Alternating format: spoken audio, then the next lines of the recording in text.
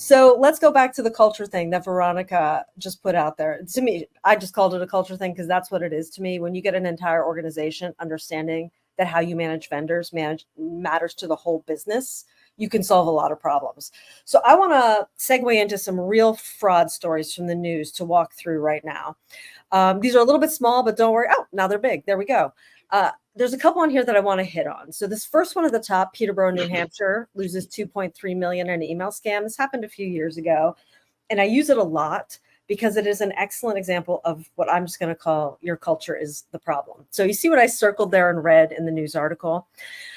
Actually, let me back up for a second. It was not a single fraud for $2.3 million. This was 3 frauds over 4 weeks that were paid out. I told you I'd come back to that like repetitive thing, Matt, earlier. So 3 times in 4 weeks, somebody at Peterborough paid a fraudulent vendor. I think it was the same vendor. I don't know that. The story never came clear on that. But you read the story here, and a higher up has just thrown somebody under the bus by saying it could have been prevented if our staff had paid closer attention and followed the letter of the law of internal policies. I have to ask, if a policy has not been followed at least 3 times in 4 weeks that we know of, do you actually have one?